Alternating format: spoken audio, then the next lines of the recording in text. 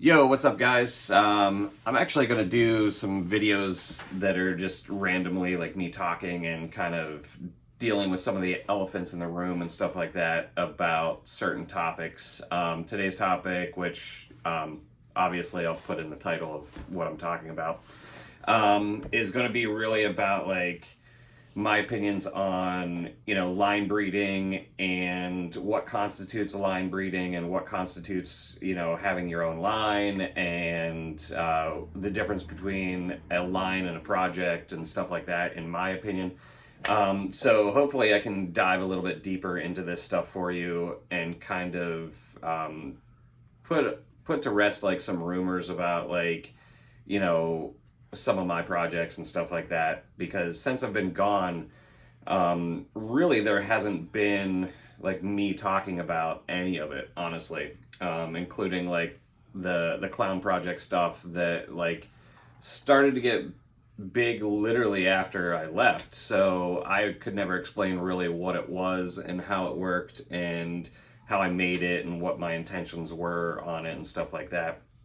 So I think it's time for me to come like public about like some of my opinions and thoughts on, naming of things and, how that's kind of progressed throughout the years and what it means to me now and all that other stuff. So let's really get into, some of, definitions that obviously other people could have different opinions on and stuff like that. So, there's definitely inbreeding, line breeding, projects, all these other terms, and what do they mean? Like the use of pure and stuff like that. Some of which, like in this industry, I kind of coined the names of some of this stuff. So like, I kind of want to touch on them and, kind of, for what it's worth, like explain like what they mean to me and how I use them in my day-to-day operations of things. So let's touch on line breeding and what constitutes being able to have a name for them, stuff like that. So in my opinion, line breeding is dealing with a specific group of animals that produces reproducible offspring consistently throughout years of breeding. That is my definition of line breeding, where it's, basically a closed group that you are selectively breeding to look a certain way.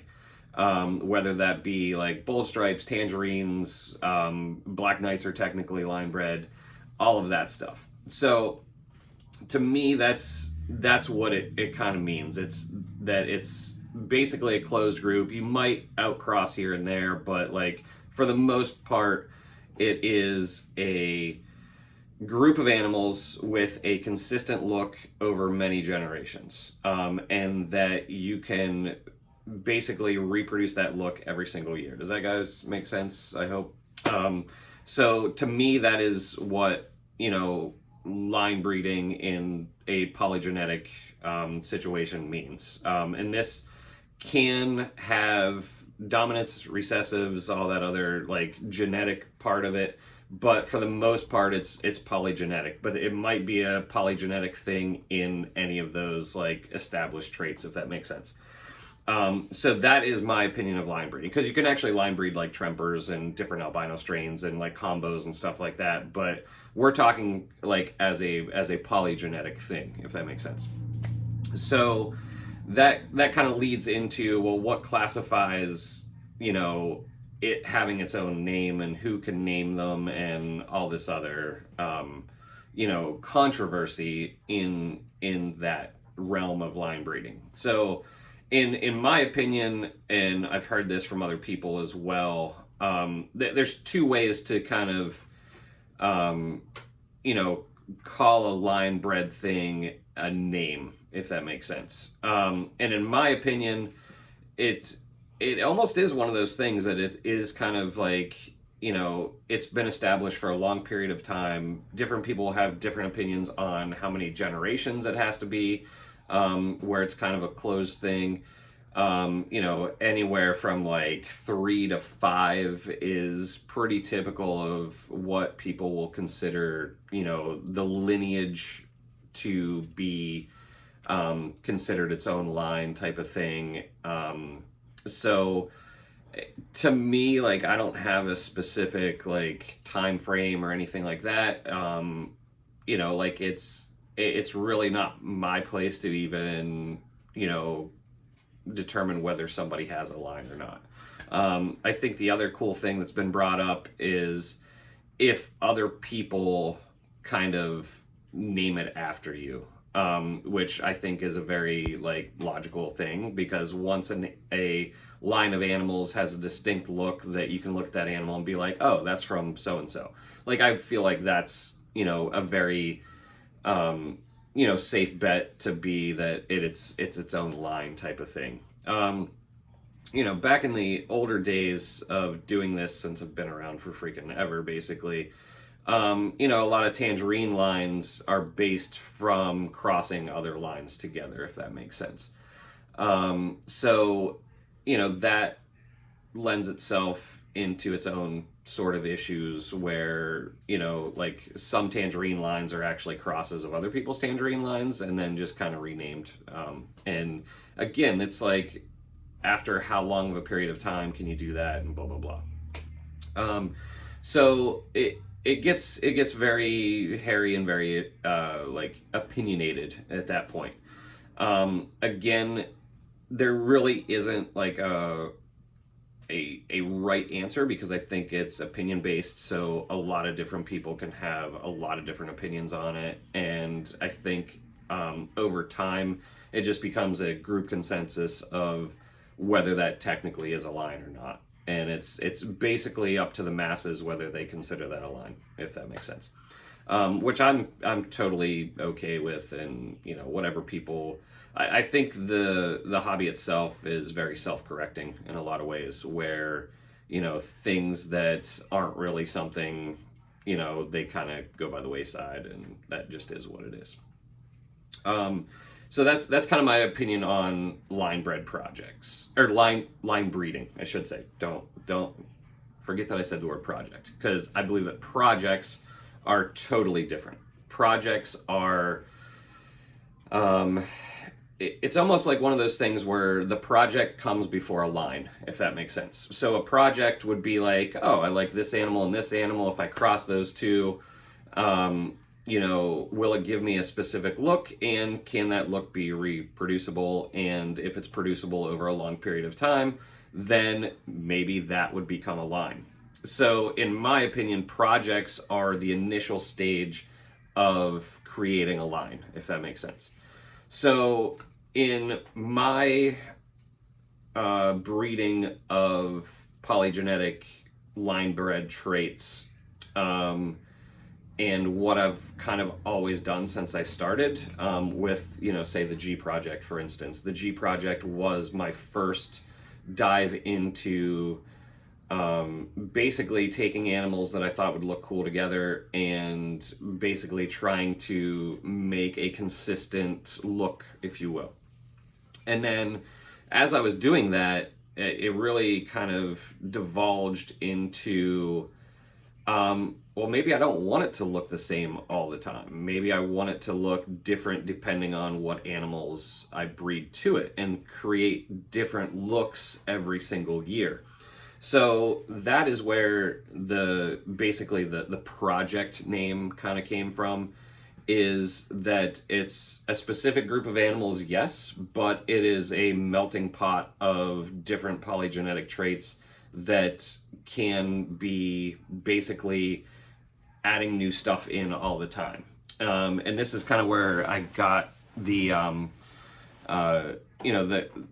my description of how I breed now is kind of like braiding, where you might have like, say 8 different animals and maybe a star male, if you will, and then you cross that male to all 8 different looks, and then you literally like intertwine things, and you basically can take, the female, breed it back to its son, breed siblings together to kind of make different looks depending on different percentages of the parents and how they look. And it gets very complicated, and it's almost like kind of hard to explain, but that is a lot of what I do these days. So literally, like, I don't have a line, if you will. It's all like this big project that is basically expanding constantly.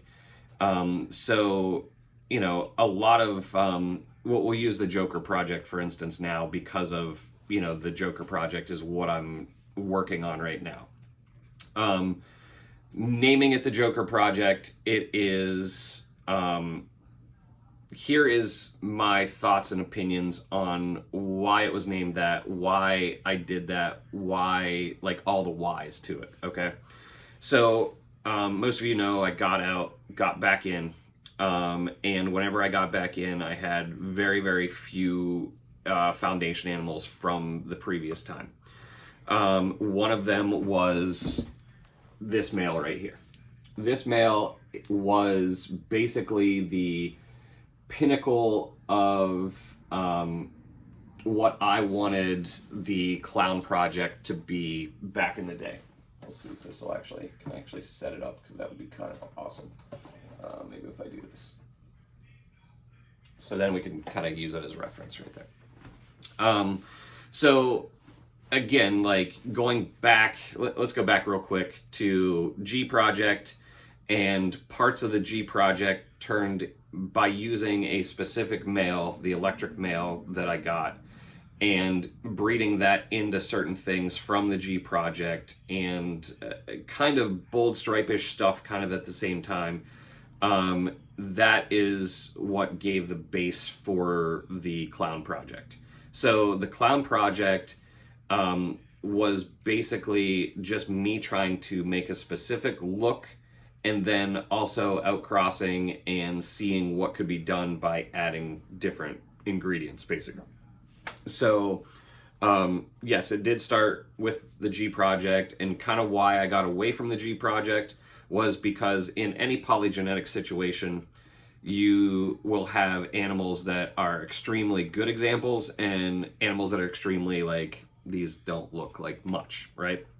So, as a breeder and somebody that sells them, you are selling everything from extremely awesome, cool quality to the quality that is not very good, let's say. And then whenever people are buying lesser quality animals, and then basically because of how the industry kind of is, they're like, oh, well, you know, they start selling those offspring as G Project when, you know, they might have like a C to D grade G Project animal, and then it just lessens the value of the whole project, if you will, because they're not taking into account that this was not the greatest example of the project. It wasn't the prettiest, coolest, like, looking animal. So honestly, that's why I honestly let the G Project kind of fade away. I stopped doing it because of there were certain breeders that were literally taking the crappiest quality animals, breeding them, outcrossing them to something else that wasn't even from that project, and then calling it G Project stuff. So to me, like, it was literally watering it down and shitting on it. So why would I try to compete with in a market where the name almost got tainted, if you will, where people were definitely, and it's like that with Black Knights right now, I'm sure, like, and this is, you know, 2023, because I'm sure this video will live on for fucking ever, where, you know, people take a Black Knight, which is solid black, they outcross it to something, it looks like a normal, and then sell those babies as Black Knights or Black Knight crosses, and then somebody buys it and breeds it out again, and all the babies look normal, and they're still calling it Black Knight, which it's not anymore. It's not the goal of the look, which is an all black animal. So the same thing happened with G Project, and then basically I turned it into a different project by adding the electric line stuff and, bold stripes and stuff. And this is actually like a third generation animal from that project. And so it's basically this one's great great great grandfather was the electric male. And in my opinion, everything that stemmed from that electric male was like what I started calling Clown Project. And every year that the Clown Project went along, including to this like basically fourth generation of it, they were almost all called like different things, and they all ended up with different people. So the first year, basically like first second year ish stuff, they were all called Clown G's, which and kind of going back to why they were called clowns, it was a dig at another breeder that like I shouldn't really have named it like that, but it was kind of one of those things that I kept to myself. It was just kind of a cool name. Kind of went off of how kind of ball pythons have their clown, ball python, and I thought it would like be catchy enough to sell because it was partially marketing. I mean, if I were to tell you that like some of the stuff that I named wasn't because of marketing, I'd be lying to you. I mean, it really was. And honestly, by the time I started doing G and Clown Project stuff, the combo morphs that I was making, I stopped naming them because like it just got to be too much. And literally I kind of experienced that right whenever I was doing the Enigma naming and, the Dreamsicle, the Black Hole, the Nova, the Supernova, the Super Black Hole. Whenever you just start naming so many of them, and you get flack from it because like there is the old school mentality. I was trying to emulate ball python breeders where they were naming stuff to kind of get the hype up and try to make leopard geckos cool, if that makes sense. And that was one of those things that I did for like a year basically, and then I stopped naming stuff. Other than like because the Typhoon was the next year. And I believe that should have had its own name. So, that's one of those things where, as a new breeder coming in, small community, like trying to make a name for myself, that's what happened, honestly. Fast forwarding, that was like 2007, 2008. Fast forwarding into when the Clown Project was really happening, that was like 2011, 12, was the beginning stages of the project. And, it was just kind of naming a project to keep it separate in my mind and then keep it like what it kind of was and, what animals were being used for it, if that makes sense. And, so, I mean, so like John from Gecko Boa got some of the initial Clown G stuff, and a lot of his lineage is from that initial batch. And that's why a lot more of it had like, was possible had Eclipse, possible had Tremper as well. So you see like some of his stuff actually still to this day is like that, where it has possible hets, and it is very, the beginning stages of it. And again, like it was one of those things where, he definitely bought cooler looking animals of that project. And then he kind of took it and ran off with it, like line breeding it in his own way. And I think that's the coolest thing from a lot of these projects that I've created is people can really take the crosses that I've done and kind of manipulate them into what they want to do with them. And I really appreciate that, honestly, because that's kind of one of those things that I like to do. So I don't like to reproduce the same look all the time. And that's what we're going to kind of get into here with the Jokers, is that, there was this Clown Project, and, I'm going to touch back on the Clown Project here for a second. The look that I was kind of going for was this kind of look right here with the red stripe down the back. I wanted to keep the lavender on the sides as much as possible, but it was just very, very hard to do because the orange wants to overtake everything. So they're always born like with, and they go through a stage where they have the lavender. And this is probably where a lot of the comments of where, like, the clown project stuff loses color, because like the initial ones definitely do, because they have a lot of that G project emarine type look to them in the original batches. So a lot of those animals, and you'll see that in like a lot of the original Het Raptor and Het Eclipse and stuff like that, where these rainbow stripe animals is what we used to call them, that were these really pretty like byproducts of producing raptors and eclipses, kind of came from, was they would look amazing as babies up until like 35 grams ish, and some a little bit past that. But then once they bred, they would kind of spot out and not look as pretty, because the color palette that was being used in those said animals was a color palette that they have for a very short amount of time. So they don't stay like that forever. So a lot of the original Clown Project animals were just that, where they were crossed into G Project, and they kind of took the coloration of the G Project more so than the electric, and whereas the electric, like the orange stays longer. So it literally, like, I was kind of in the infancy of it whenever I started to get out, and this male that I kept back after all these years, he only was bred like one or 2 years before I got out. So like his potential was never realized until like 7-8 years later, whenever he actually went back into breeding. So that is, kind of the backstory of G and Clown Project, and why, like, let's use the word pure, for instance. These project animals, there is never going to be such thing as a pure one of any of them.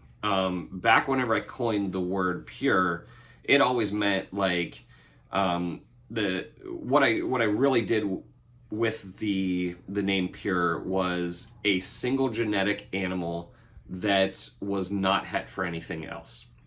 So I used to call pure eclipse its own thing, because it was an eclipse that was not het for any of the albino strains, any of the Murphy's patternless, blizzard, any of that stuff. So it was just that single genetic and a single animal, and that is what, like, the word pure originally was used for, was if it was a pure blizzard, if it was a pure patternless, if it was a pure Murphy's patternless, I should say. If it was we never really used it on the albino strains, because usually a lot of the albinos had stuff in them.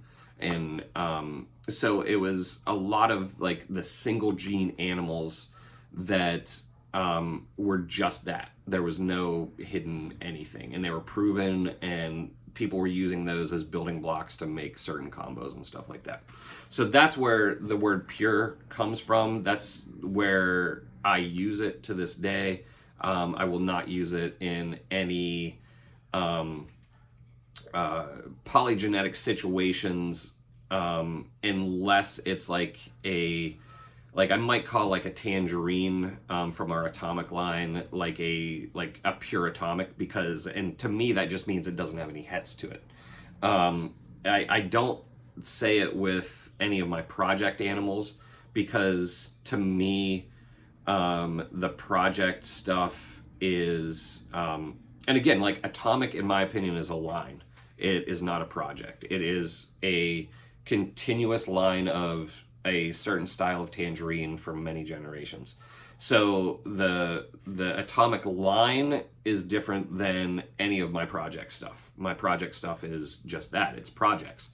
It is basically taking polygenetic things, throwing them in a pot in different amounts, and creating something that is visually different, in my opinion.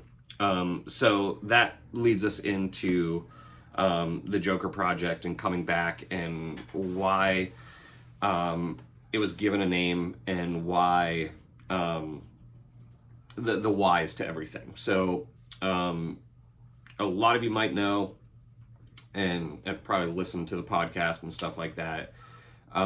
There was a point right during, I think it was actually like, we thought about doing it before COVID, and then COVID hit, and then we just continued doing it throughout COVID. So, this would have been a few years ago. I can't even remember what year it is because COVID has kind of melted time in a lot of ways. So basically doing the podcast with Evan, I started doing that podcast and I had probably 10 animals at that point. And it was just, certain males. I had a couple girls from certain projects that I kept alive just in case I ever wanted to get back in. I literally had like one rack set up.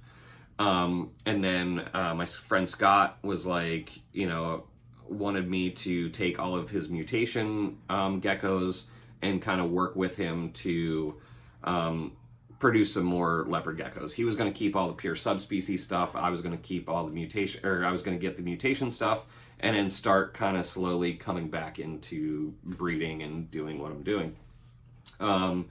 And in this time of me doing this podcast that was like super therapeutic to me, I literally, started looking around to see, because I kind of knew where some of my clown project stuffed animals went, and then I kind of traced down where stuff went and tried to get some of it back, honestly. So, I traced down some lines, traced down some other lines that I was like, it probably isn't, the greatest thing for me to bring back into a brand new collection. And, got some animals that I was like, okay, these are, original, like, can be traced back to the clown project stuff pretty freaking easily. And then what I also wanted to do was create crosses of clown project stuff to other things that weren't really around whenever I was doing this before. So my vision of it was to definitely put it into like Black Knights and other things that I thought would be awesome to cross it into. I reached out to John, and he still had an original female gem bold that originally came from me, and I ended up getting her back and started my line of gem stuff from her.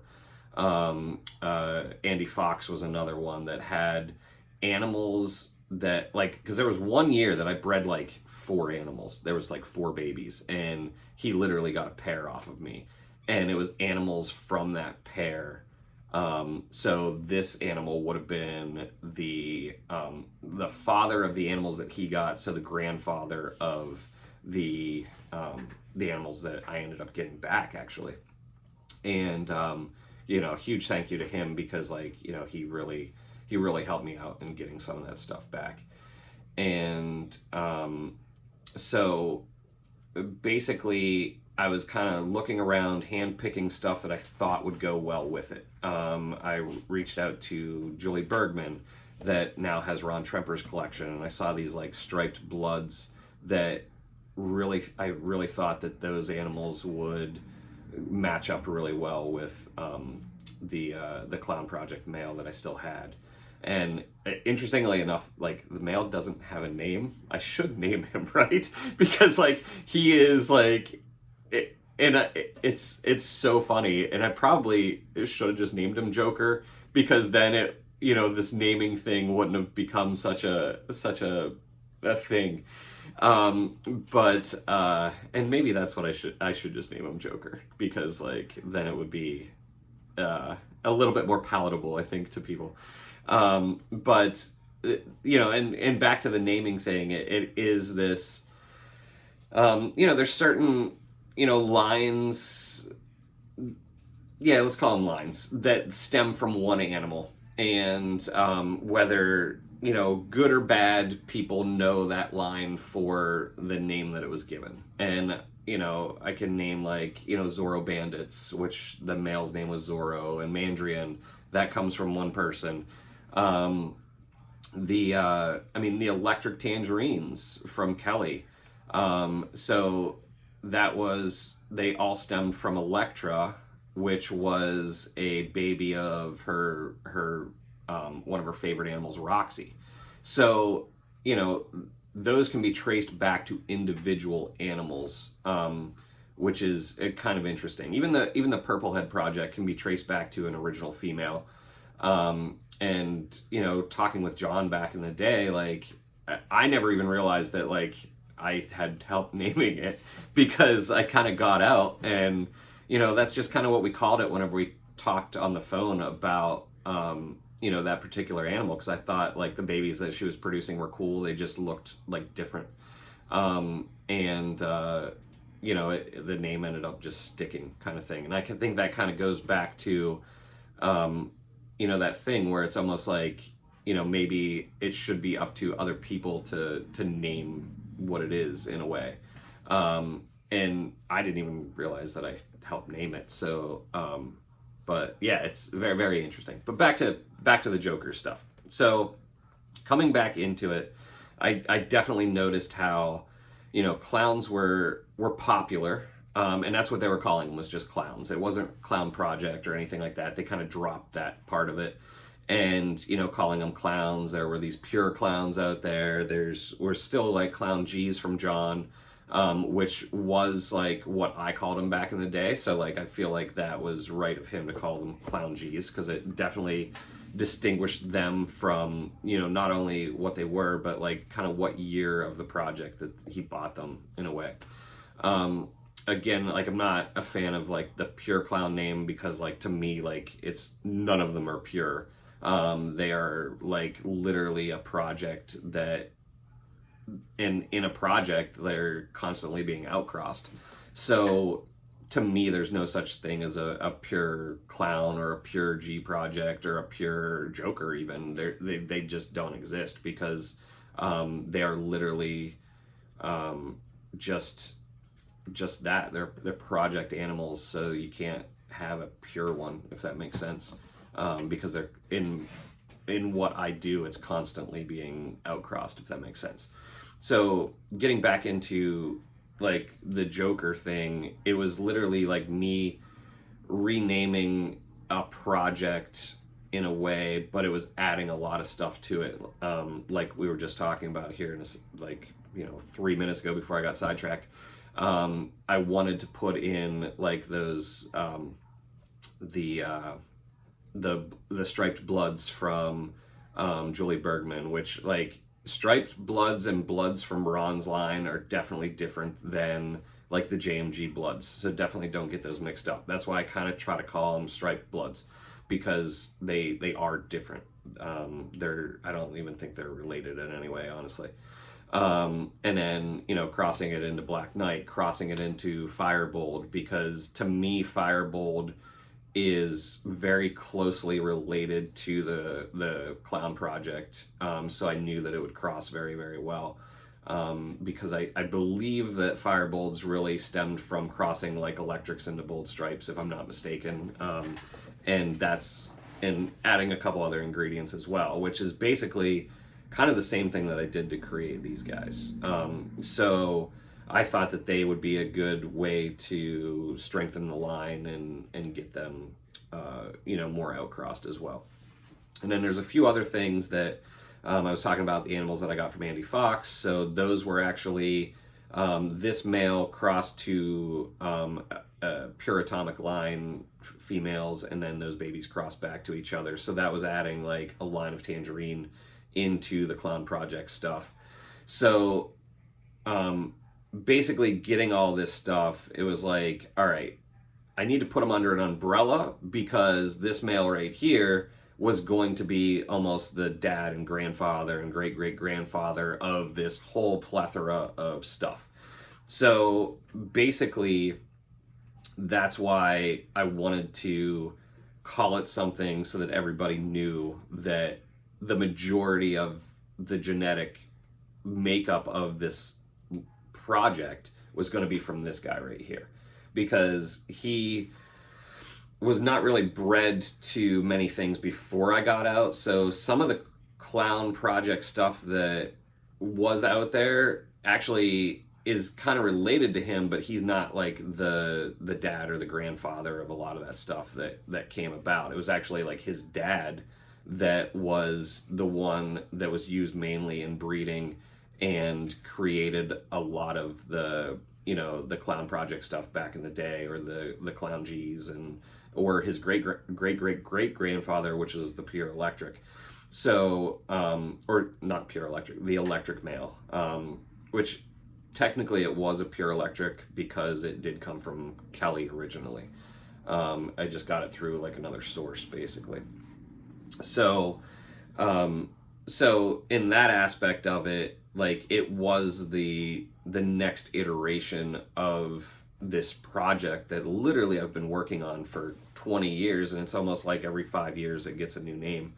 But literally the project kind of evolves into new things constantly. So so to me, it's, I mean, some people might call that line breeding, but like, to me it's not, because like any of my projects are not line bred in a way because of how I do it. So let's get into like how the Joker project is coming along right now and how I'm like actually doing it. So it will be a little bit of a better understanding of why I don't consider a line, and why, the naming of it, it always needs to have that project at the end, because it's going to be constantly changing. It's never going to be a static thing, and it's not actually one of those things that I want it to be super reproducible. And I'll get into that right now as well. I do not want the Joker project to be in my collection exactly reproduced the same exact way every single year.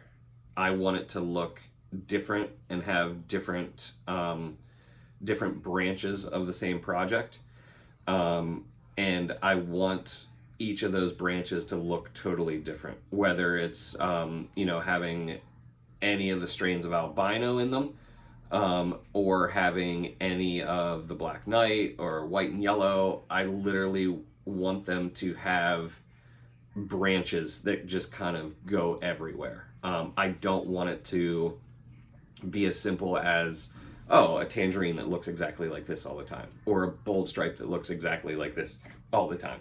I don't want that. That's not my passion. That's not my thing that I want to do. And honestly, what I would rather do is create all these different branches and then have other people refine in whatever direction they want. So a lot of these Joker project animals are in different stages of development, if that makes sense. So like the main purpose for using Black Knight is to literally create this animal, only have solid black sides, which it's close. Because if any of you have ever worked on firebolds or other animals of this type, where the crazy amount of red or orange on the animal, and then you have at birth these lavender effects, and then the orange overtakes everything. And it's in a way disappointing, but in a way that's how the colors, like, that's just what the colors are there to do. The orange intensifies as the animal gets older, so you lose the coloration that is laying underneath, if that makes sense. So in my mind, I want to make the color underneath be able to stay and almost fight back that orange, if that makes sense.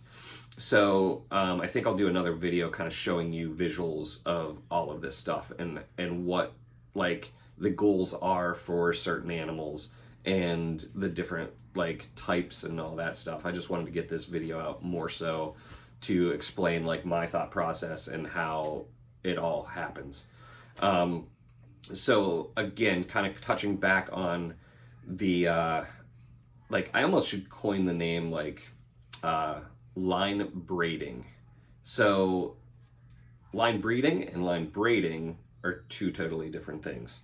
And I've kind of like tried to think of like a way to say it and kind of coin a term so people know what I'm talking about. So basically, a lot of this is going to stem from this male right here. So this male right here last year actually did an amazing job, and he, because he is getting, so the first year that I bred him, which wasn't last year, it was the year before, so that would be 2001, right? That was his first year breeding for like 6-7 years. So the very beginning of the season, he was not interested in girls whatsoever. He literally just wanted to eat and get fat. And because, like, honestly, whenever I was out of this, they weren't getting neglected, but they weren't getting like a super amount of food. So they were basically on like a maintenance diet to keep them healthy and not obese, and just good enough so that I didn't destroy them basically, and their livers. So the first year, 2001, he didn't breed extremely well, especially at the beginning. But then, as the season kind of kicked off, he started breeding a few females towards the end, which was good because then I had babies from him. The next year, I was like, okay, like he's getting older. Like I need to really get as many offspring as I can out of them safely without hurting him. So, fortunately, last year, everything kind of ovulated in stages. So it was very easy to move him around, and he ended up breeding about 40 females last year, which is really, really incredible, and also super amazing at the same time. He literally was just in like tubs with girls for the night, and then he was back out into his own home. So, and this was over the course of probably, had to have been like 5 or 6 months actually, where I was having different females ovulate for like 5 or 6 months straight. So his workload really wasn't that much, honestly. Whenever I say 40 females, I know that seems like a lot, but like his workload was actually very, very easy in a lot of ways. Because I mean, it would be like, 3 to 4 females every 2 to 3 weeks, and that's nothing for a leopard gecko, honestly. So he was able to reproduce a lot last year, and then at the end of the year, I moved down here to Florida, and I had a lot of offspring this coming year from him. So basically, he was bred to, like, we'll go with that whole like 8 different females type of thing. So I mean, there was 2 striped bloods. There was some firebolds that were kind of crossed to another clown project male. There was Black Knight stuff. There was stuff to create. There was the Funky Jungle Bell stuff. There was Tremper stuff. There was Rainwater stuff. So literally, like, he was bred very, very specifically to all these females, right?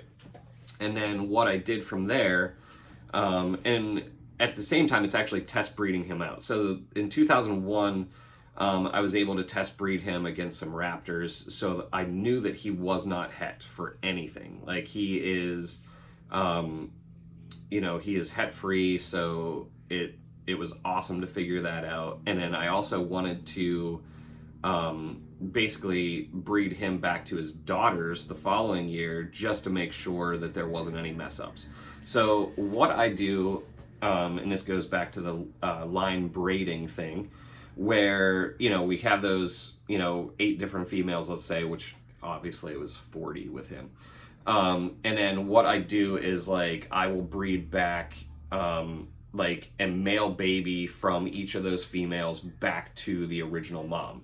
So what that does is kind of proves out, like, if she had anything in her, because we knew that he didn't, and then breeding him back to his daughters, it just reconfirmed it. So a lot of what I do is in a way line breeding, but then also outcrossing at the same time. And hopefully you guys can get this without a visual, because I need to make a visual of this, because I think it's a very unique way of breeding, and a lot of people probably wouldn't understand it just by, like, the talking part of it.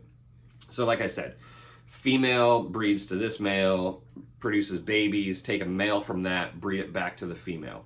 also breed that male to its sisters, and then I can also breed some of the female offspring back to the dad.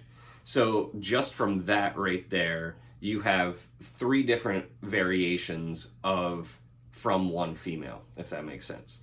And then what you can do from there is you take, those 3 variations, and then you do the same exact thing. So every generation, you're almost taking it times 3, and that just spider webs it. Then whenever you take that times like the 8 females, and not only are you doing it with the 8 females, you can also take those babies and cross them to other basically branches of the project. So in doing that, like, you can say, oh, well, this one, I like the red on this one, I like the dark on this one, let's combine them, see what we can do. So the other thing too is you got to remember that some of these polygenetic traits might stay hidden in that F1 generation. So you're actually trying to breed those F1s together to get an F2 generation that would hopefully share like the desired traits of both parents of the original cross.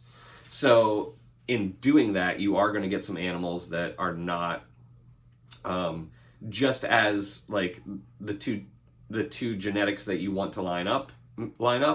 There's also some animals that it doesn't line up, but even on those animals that it doesn't line up, because they're not like simple recessives, you get, like we said before, like that variation of the like really, really nice ones and really, really ugly ones, right? So in that variation, there might be something else that pops out that you're like, oh, well, this is really, really cool. Let's try breeding that back to a sibling, a brother, a dad, a mom. And from there, it just starts spider webbing everywhere.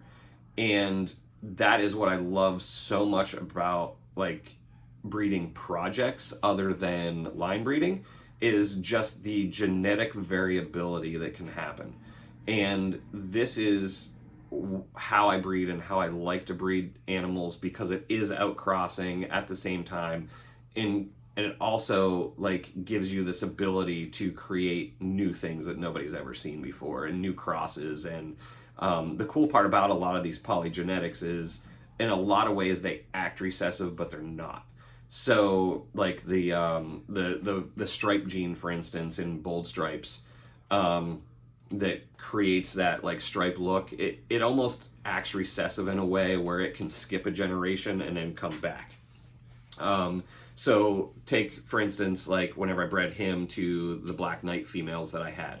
The Black Knight females that I had were actually the ones that looked like they had a dorsal stripe, but breeding those 2 animals together, I was like, oh, well, then they should have a stripe, right? Well, it turns out that the stripe is actually 2 different genetic stripes. So what happens is, like, you get all these banded animals that just kind of look normal, like we were talking about, where Black Knight crosses, they look normal, and then people try to sell them as Black Knights.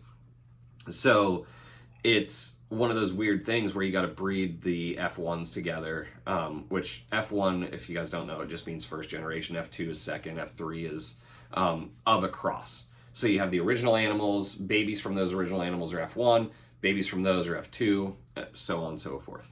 But then you can start crossing like F1 to F2 or F1 to F4, or like you can mix and match like after that, if that makes sense. So, so basically what I'm doing is creating different looks from all of these different spider webbed out things.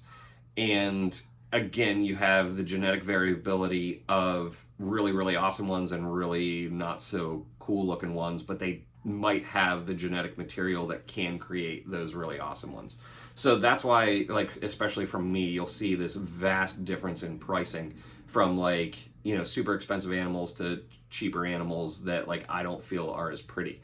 The ones that I have up for sale usually that are super pretty and really expensive is because like I don't even want to sell those. Like, those are my hopefully future breeders if they don't sell, but I would be an idiot to sit here and be like, if somebody offered me $3,000 for a leopard gecko, I'm willing to sell it, even though it's one of those things that like I kind of want to breed it, because I have that genetic material and I have the parents and I have siblings and all that other stuff, and at the end of the day, like this needs to support itself. It costs a lot to feed these guys. It costs a lot in time. It costs a lot in everything that I do. So it does have to make some sort of profit so that I can keep it going, basically. And even like right now, whenever like times are really, really tough and, it's a hard sell, but, you still have to be able to pay the bills, keep the lights on, keep it moving. So hopefully, this video like really kind of answers a lot of questions for people. If you have more questions, please feel free to contact me and, why did you do some things and why did you name things and blah, blah, blah. But yeah, this is, my opinions on things. Hopefully, like, I'm always open to hearing other opinions of things, and better ways to definitely project this hobby going forward. Definitely in the reason why I named it the Joker Project was basically because I usually put a lot of thought into a lot of these things, like the names and all that stuff. Sometimes it's a dig at people. Sometimes it's like me just being very thoughtful in how I want this whole thing to go. So basically, the Clown Project was its thing. Joker to me and Joker Project, basically it's kind of like an homage to all of the Jokers in the different Batmans, which is like a really silly thing to name it after, but to me it just fit perfectly, and it also has its like secondary like connotation as well. It basically is, if you look at the history of all the Batmans and all the different Jokers and all the different people that played Joker, every single one of them was different, right? Every single one of them put their own spin on the character. And a lot of people will even say that each of the characters represents like a different drug. So depending on which character it is, you can almost match that up with an illegal drug, basically. So to me, naming it Joker was basically an homage to that, where I knew that it was going to literally just spiderweb all over the place, and it was a way of basically naming it something, but at the same time being like, hey, there can be so many different varieties of this, and it's not just a line bred thing. I want this to be something that people can take an animal from it, put it into their own projects, and make their own projects better or cooler, or have this genetic variability to it.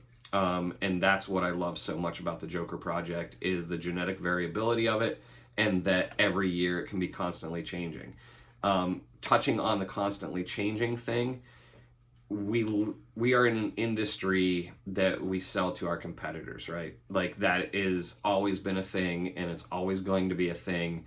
So you kind of, in a way, have to, stay ahead of the people that you sell to if you want to stay producing something new and different and interesting. So in a way, it's I guess a sales tactic in a way, but like I constantly want to be making stuff that looks different every single year and be able to release that to other breeders that think that it looks cool and has like a different look to it. I don't want it to be stale. I actually don't want it to be a line bred thing. Like I don't want it to look exactly like this all the time, even though that animal is so freaking awesome looking. And he doesn't look like that now, obviously, but I want it to evolve. I want leopard geckos as a hobby to evolve. And it's almost like my part of this at this time is to make all these genetically diverse looking animals so that somebody can maybe take this part of the web and this part of the web, put them together and make cool animals of their own, and make animals that, like, you know, that I didn't even think of.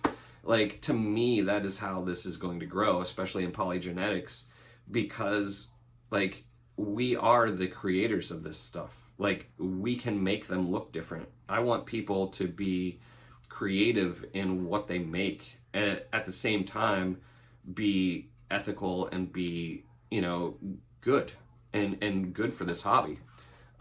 So, you know, that's what I want. I mean, you know, I've done so much for this industry already that, like, you know, thinking that I can, you know, top what I've done before is, or even if that is a different part of me, is like silly. Like, that's all part of me. Like, you know, making those YouTube videos back in the day and getting people excited about leopard geckos and getting people involved in leopard geckos, and, you know, how some of them have turned into the great breeders that they are today. Like, that means a lot to me.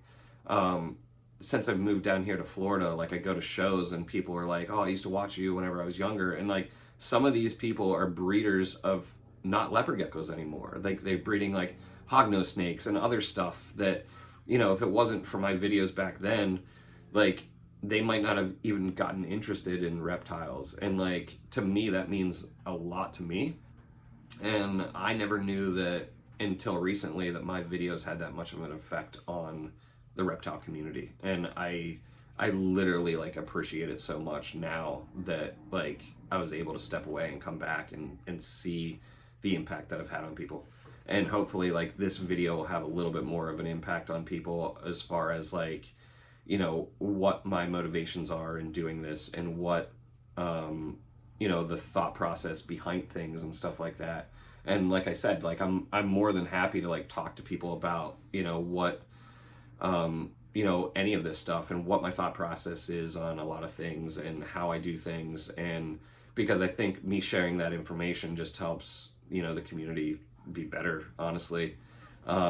So yeah, hopefully, I'm going to start wrapping this up because it's almost an hour and you guys are probably like, what the heck? But anyway, hopefully that explains a little bit more on, you know, why it was named, what it actually is, what it means to me, how it fits into the industry at this time. Again, I'm the first person to say Joker Project is not a line. It is not a line bred thing. It is literally, it's more crosses than anything else, and it's a project. It's going to be constantly evolving, and to me, like, that brings me excitement, and it brings me a sense of, wow, what's next year gonna be like? If, like, these animals look like this now, like, I'm already, like, so ready for next year. I, like, wish that it was like February and we're breeding this stuff. And actually, I wish it was May so that I knew what this stuff would look like this time. Because, like, some of these spider webs are just cool as hell. They're really cool as hell. And crossing them back to each other, they're just going to be so amazing. They're just going to be so cool. And, you know, from that, it's going to cause even more possibilities. And, like, I just want this to keep multiplying, honestly. I'm just really fucking excited about it. So, yeah. So that's that. That is my opinions on things. Hopefully that clears up a lot of the elephants in the room of who, what, when, where, why. I don't think I'm that fucking important that, like, I can just name things without, you know, putting some thought into it.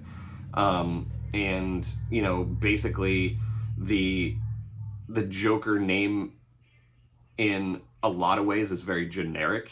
It is just literally this umbrella over all these different genetics that are all kind of scrambled up into this big pot that, you know, slowly it'll start to spiderweb out and become all these different looks and stuff like that. And I really hope that some people take these looks and start producing their own, you know, animals from them and turn them into lines.